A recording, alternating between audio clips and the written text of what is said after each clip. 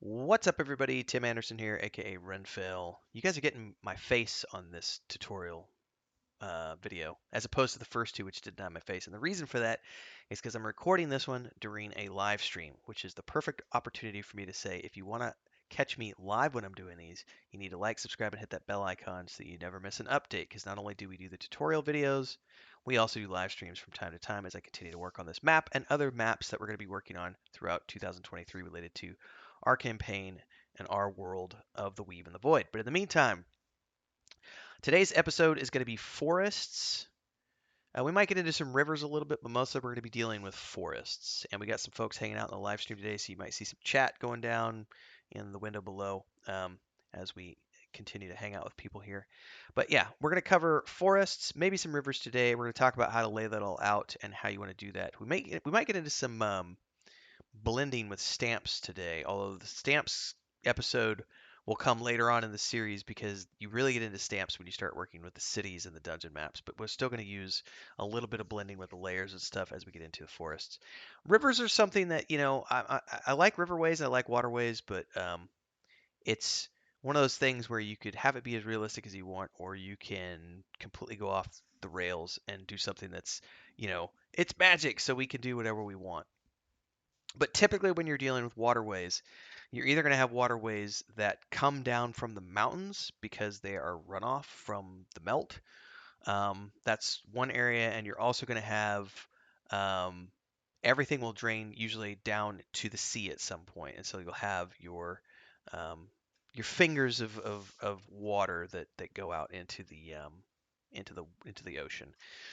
So we've only got really at this point a couple of major mountain ranges. We have the smaller one here, but we've got this one in the eastern part of the continent and the one in the western, southwestern in the middle here. Spamfield is saying even over the shoulder is rough. If they do let you do overhead, I wish they would advertise it that people know. Well, I don't think in Red Dead Redemption 2 it's not quite over the head, but it is way far back. Like I think the fourth camera angle is so far back that for me it feels like it's an overhead view. Um, And Red Dead Redemption 2 is not a fast or jerky game, so I'd say it's a lot like Red Dead Redemption 2 in that regards because it's definitely not a fast-paced twitched game. Okay, get a drink of coffee here. Let's start with a basic waterway. We can come in here. Now the way that I do it, everybody does things a little bit differently, but I'm just going to go in here and I'm going to pick the circle shape on the subtraction tool, and we're going to drop that size down to the absolute smallest possible. And we're gonna have we're gonna experiment here. So we're gonna come down out of the mountains here, and what you'll see there is we cut into it. Now that doesn't look good at all, but I wanted to show you guys what that looks like when you start working out. I'm actually gonna bring the size up a little bit. We'll undo that, and we'll bring this up to maybe a 3. Okay. Now what we want is some sort of a, you can play around with these as much as you want. Okay. Now that might be too big. We don't know yet. If you don't like the edging on these, you can come in and do the normal edging that we used before for the erosion of the continents. And you can get something like this. So we can have multiple tributaries, multiple water sources coming down from the mountains, joining together here. And then you just work your way down from here towards a coast. And maybe it's down here, like so. That's the simple version. Now, those waterways might be way wider than you want, so then you can always go back in and go to the add area, and you can start to take your circle tool, get it down as small as you possibly can, and come in here and you can paint in areas that you want. You can also up the size on that if you want to bring it up to like 4 or something. But remember, when you're working on this, you can get rid of some of those rough edges, which you may or may not want to do. Oops, I accidentally misclicked there.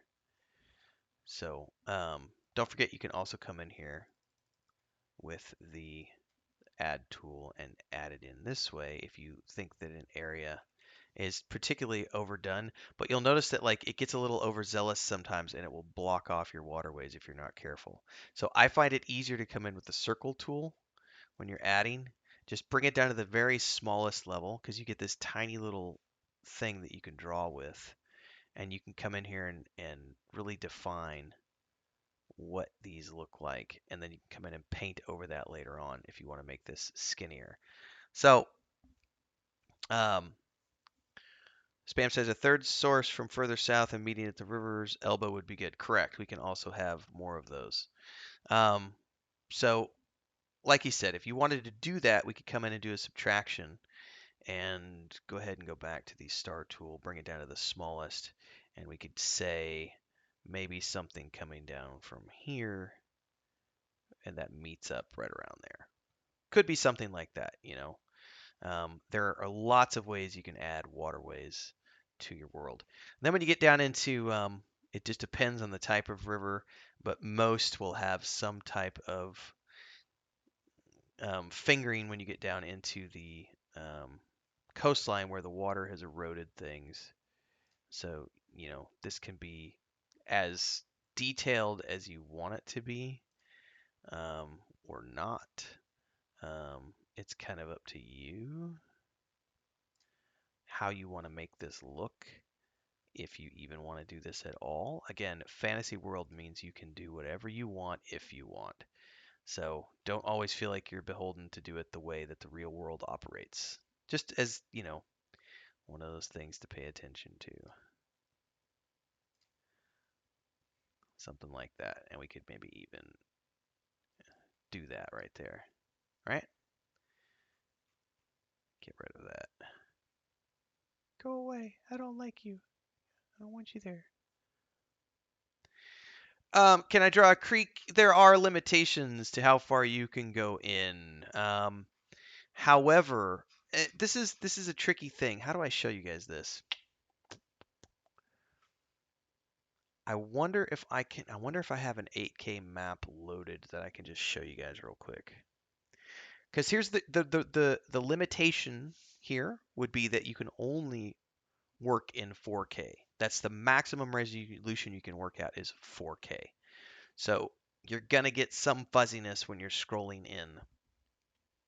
Um, I don't want to try to render this out in 8K right now because it will take a little bit to render. So what I will do is I'm gonna go see if I can pull up one of my previous 8K maps.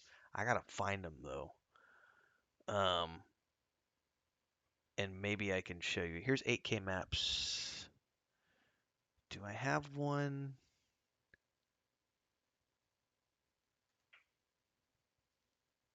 This is rendered out 8K. Okay. This might work. It's not an overland map, but I do want to show you the level of detail you'll get when you're working in 8K once you render the map out. So let me get this open. This is going to take a moment of finagling, so I apologize, everybody. We're getting sidetracked with the for the tutorial, everybody. So bear with me. Let's open an image. Here, we're going to do an image. This is a perfect reason why you would want to tune in live, everybody, so you get this kind of stuff live. That's why you want to hang out when we're live. Do, do, do, do. All right, I want to go into the 8K map pack. Hang on, I got to scroll down now and find it. POI maps, we're getting there. 8K maps. Oh, here we go. Do I have any? No, I don't, but I can show you guys this map. So, okay. All right, now that's obviously taking up my whole screen. So give me a minute because I gotta resize this down because it's a massive map. Right click, transform, fit to screen. There we go. All right, so let's move that over a little bit so you still get my face. So you were asking, you know, about can you do creeks? Yes, but here's the thing: because you're working in 4K, you're only ever going to see the fidelity up to a certain point because it's going to be a little bit blurry. But here's an 8K map that's rendered out. And you can see that we're working at the same scale, so to speak. Um, and if we want to, I'm going to go ahead and start expanding this. Hang on, I got to go back to that. And we can get, I'm doing this in a really weird way. It's not the same as doing a screen share. So I can keep making this bigger and bigger and bigger because I can't zoom on this because I'm not doing it as a screen share. That camp right there that we're looking at is a camp full of assets. It's just an old dwarven ruins, and I can keep going in and in and in and in and in on that. A better option actually is I can actually load a map. Give me 2 seconds. I got sidetracked. Let's go back to Inkarnate maps.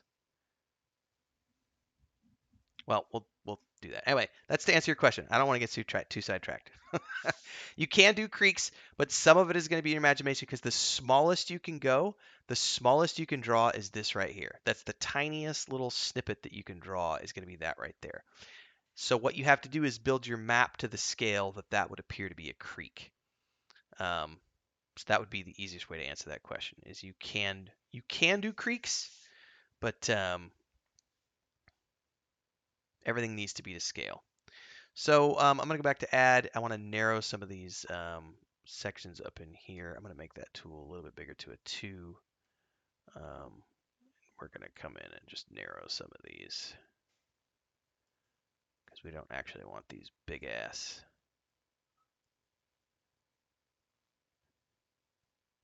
waterways coming out of the...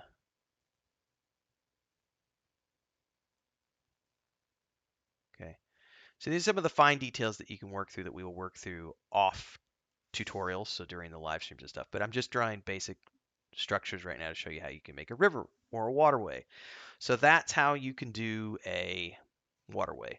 Someone's asking about the rock wall lining. Did the software that did you place that by hand afterwards? Which one are you asking about, spam filter?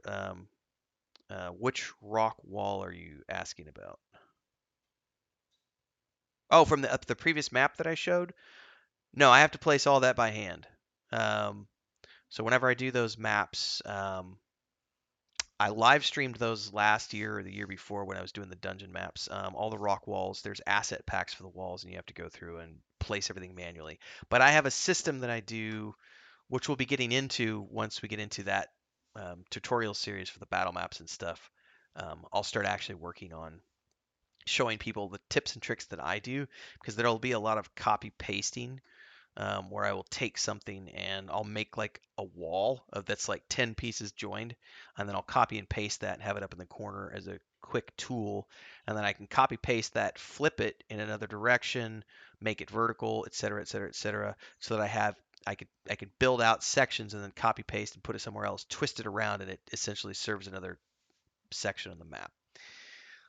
So that's how I would do a waterway. Now you can make this any size that you want. You can, add as many elbows and fingers and tributaries and deltas that you want. We can also put a lake up in here, which we will eventually will do a lake. But I also want to talk about forests because forests are a big part of this particular tutorial series. So not only this is how you do your waterways and everything else, you could do creeks, rivers, you could do lakes. The easy way to do a lake is you could just come in here and say if we wanted to add a lake, take your subtract tool, however big you want that to be, and if you want to use like that, and then you would just come in here and draw. Boom, you've got a lake somewhere in here. So you can put that wherever you want. We may do some lakes later on. But in the meantime, let's talk forests because there's a lot of stuff we can do with the forests and nature and so on and so forth. So now we get into the trees. And this is where we're going to be thinking about biomes again. Like, well, what is the area that you're building with? And again, I'm only using the fantasy world assets here. If you go into the fantasy regional high def, the trees, as an example, look completely different. And these are the high def stamps. But we're not doing a high def map this time. The reason I wanted to do this one in just the normal fantasy world is because there are a lot of people out there who just use the free version of Inkarnate, and I wanted to show what you can make even with the free version of the map. So let's say I want to start with pine. Let's go with some evergreens. And we've got 5 different types that we can use, right? There's these 5 different types. Now, right now I've got it set to random stamps. This is when you could start to get really, really, really crazy with the level of detail that you're willing to put in to the map. So I can come in here, and right now these trees are so tiny that, we would need to bring them up. Now there's different ways to place trees. One is going to be to manually place the trees in places that would strategically help make the mountains look a little cooler and to mask certain things in the mountains. There's also times when you might want to come in and paint a whole swath of trees on the map. So right now I would be doing an individual one because I have my area set down to 0. That's the size of the area to fill. So I'm literally placing individual trees.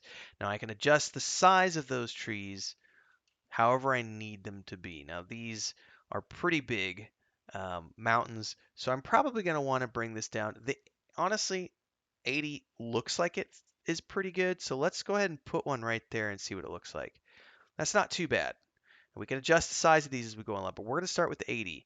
Now here's a little thing that's kind of important, which is the layers of where you're going to place the trees. So if I place trees right now, um, it's placing them. Um, it's paying attention to the stamp of the mountains, right? So you'll notice that the first 2 I placed were on top of a stamp, and the other 2 that I placed were underneath a stamp. They literally tucked themselves behind so that we only see the top of the trees. Now it doesn't always work that way though. So if I were to paint a swath, you'll notice I held the mouse down as I moved my mouse across there, and it put most of those. It wouldn't paint on top of another stamp, so it won't put stamps on top of stamps. So when it comes to tree placement, you have to get a little bit creative with the individuals here because you can come in here and kind of click like this, and you can manually place things, but like doing the automatic placement um, won't work when you're painting. Stamp on stamp. So what we would do is we would come in here, we would strategically place some trees in here, not because we're trying to give this a heavily forested look yet, but just to give the idea that we have some evergreen trees that are up in this particular area. Now, if you get funky stuff with the way the stamps are working, you can always change your layer. The mountains are all placed on layer 1, and you can go up or down. You can go to the negative layers, you can go to the top layers, and this, if you've ever worked with Photoshop or Canva or any of those types of programs, a layer just means um, whatever's on top is the highest number. I think you can go all the way up to 10. No, it's 5. You can go up to 5 and down to -5. So you've got like a range of 10ish layers. So I usually will put everything that I place originally is going to be on the 0 or 1, and then I'll have things that go on top of that, like clouds would probably go on level 4. And if I have birds, those might be level 3 under the clouds, or they might be level 5 above the clouds. And then any of my stickers, the plaques that tell you what this world map is, like a name of a city, name of an area, those typically go on layer 5 because they're at the top above the clouds, above everything. So anyway, if I get finicky, funky stuff happening with these trees, I can always place them on a different layer. So right now I'm just kind of casually coming in here and throwing some in here to show you what it looks like to do individual tree placement, right? Now that's a tiny, tiny, tiny part of the map. But let's say that I want this whole area um, here, we're going to start to get into some stuff where we want there to be more trees. And this is just representative of the fact that there are trees in the mountains. You can make these as heavily forested as you want. But I want to go down and say, okay, now I've got some of these evergreens. I also want to put some, let's do for variation of color, let's do some gray pine trees. Now I'm going to bring those down slightly in size, and we're going to place some of these in here as well so that we get some variation on things. And we're going to continue to add some more variation. You'll see here in a minute what I'm talking about. Now, again, you can do this manually. You can do this, however you want. I like to do manual because right now we're working on a tiny portion of the map, and I want this to look as cool as possible. So we're just going to come in here and do some tree placement like this. Now, the next thing I'm going to do is I'm going to go in here and I'm also going to pull the pine brown trees so that we get some dead looking stuff. I'm going to bring the size back up a little bit. And so let's start to place some brown kind of older dead trees in here as well. So we've got all types. Adds a little bit of variation. These don't need to be as prominent, but we can have a few. Let's kind of tuck them away in here. That's probably enough for now. All right, now I want different trees for lower down. So let's go ahead and come over here to the pine trees. Now here's where I'm going to paint with a brush. Show you all what a brush looks like. Actually, we're going to save first because the brush can get a little finicky when we're doing the brush stuff. So we'll go ahead and do a save here before we get any deeper into this.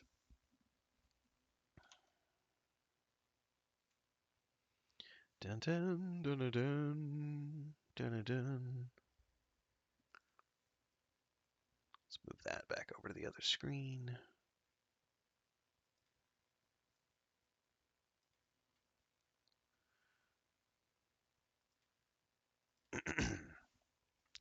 Loading, please wait.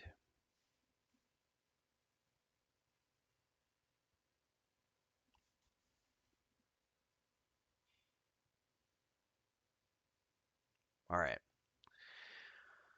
Now that we're saved, we can now do a mass paint. Now this is where you can start to get bogged down. If you ever have any issues, you can always just reload, just save and reload, and that sometimes clears the cache and makes it a little bit easier to work with. But just know that when you start to paint trees, it can get a little crazy. So we've got a swath of trees here, and right now I'm in individual mode because we were doing area 0. So let's go ahead and bring that area up so we can make this an area that's wider. Oops. Okay. So I'm using the Q button to just expand the size of this. So hopefully you'll see that's as big as I can go right now, right? Now right now with the tool, I can go bigger than that. So if I wanted to go area up here and make it even bigger, but it gets a little crazy. So this is about as big as we need for the moment, right? And you'll notice that this is full of trees, like a lot of trees. You might not want that many trees. So one of the things you can do is you can come over to the density tool and just bring this down. You'll notice that there's fewer trees now, right? Maybe even bring it down a little bit more to say, 25, and now we've got even fewer trees. But we might want this to be, that's still a little too heavy. And the reason I say I'm going to use a 30, and we're gonna bring the size of the paint tool down to this. I'm actually gonna bring this up to 40.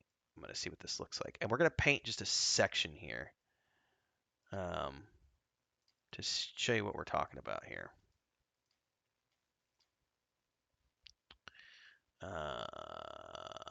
Maybe we'll do 50.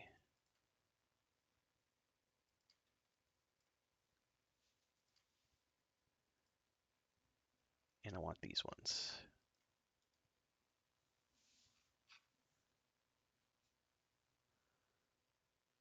What do we got here? Rotation angle, density. I may have misclicked on something because it's not wanting to paint right now. I may need to refresh the page real quick. Let's refresh real quick.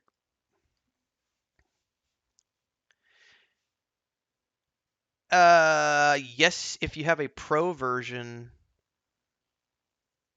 but the caveat to that click is that whatever work you do in Photoshop is going to be linked to that PSD, and you won't be able to manipulate the layers in Photoshop the way you could. So if you had this map and you wanted to export it to Photoshop and do some work in it, whatever work you did in Photoshop would then be on the map when you loaded it back in. I think you can do that. I've never done that, but I know there's an ability in the Pro version to upload your stuff. All right, let's go back into this catalog. Go back to trees now. You guys how to do this. So let's bring the I don't know why the area reset. So let's bring that back up to whatever. Bring the density down to like 50, and let's paint. So now it's painting. I don't know what the bug there was. So we're just gonna paint this whole area down to the coast with trees. I'm also gonna bring the area back down, and I'm gonna paint this section right here.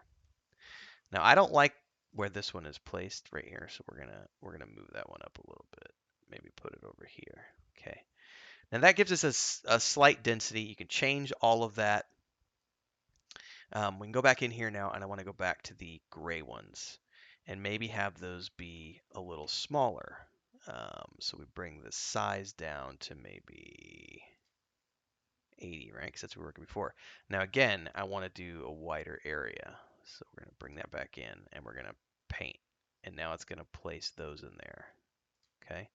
Now we could go back in, make these even less dense if we wanted to. So say bring that down to say 16, and then we paint the dead ones in. That didn't actually add any dead ones, so let's add the density up just a little bit. There we go. We got some dead ones getting put in, as you can see.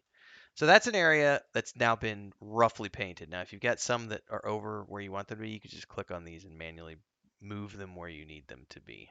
If they're too close to a coastline or something, or they're out in the water like that one. Okay. And that is it in terms of creating your basic forest structure. Now, obviously, we're going to do a lot of layering in between all of this. So this is when I like to come in and say, okay, what else do we have in terms of assets? And say, well, we need some dead trees, right? So let's go ahead and say I want to do the dead brown trees. So I would come in here, and I might manually do these ones. So we'll put that density up there. We'll bring that area down, and we'll bring this size up and say we just want to manually place some dead trees in here like so. We don't want a ton, just to make it look like, it's a more realistic forest.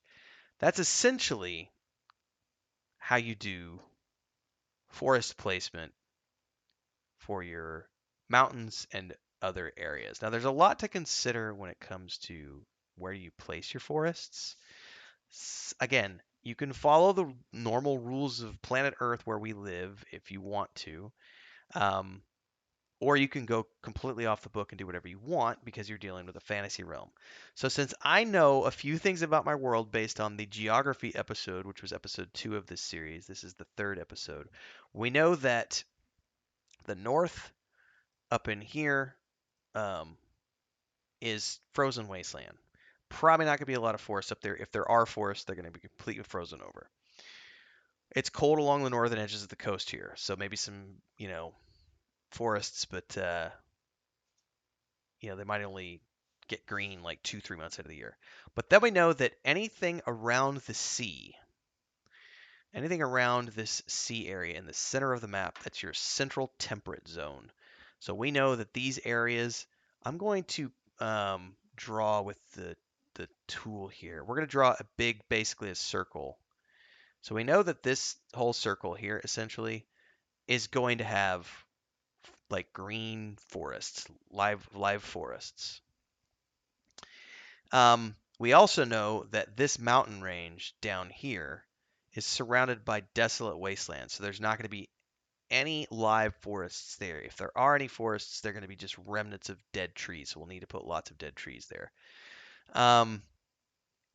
There may be stuff down in here in the southeast we don't know yet. Over here to the west, we've got desert, so there's not going to be any forests over there at all.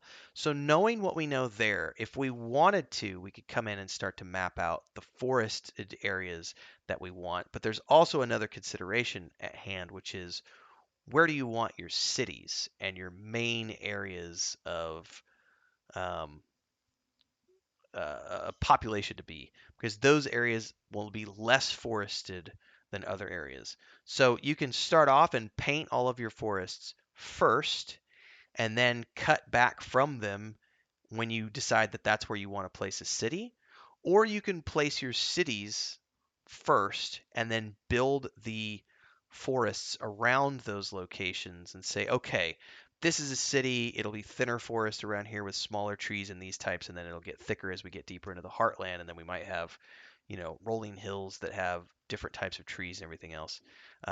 So that is in essence the way that you can place trees and build your riverways for maps with Inkarnate.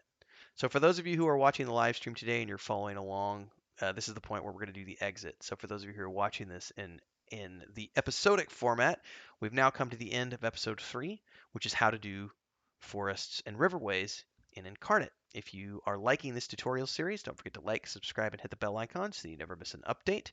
Support if you can with memberships, super chats, stickers, and all the ways down below. Don't forget, if you want to get into all the maps that we've done in the last couple of years for our point-and-click adventure game and our tabletop sourcebook and the first adventure module, you can go over to the Patreon page for that world map behind me.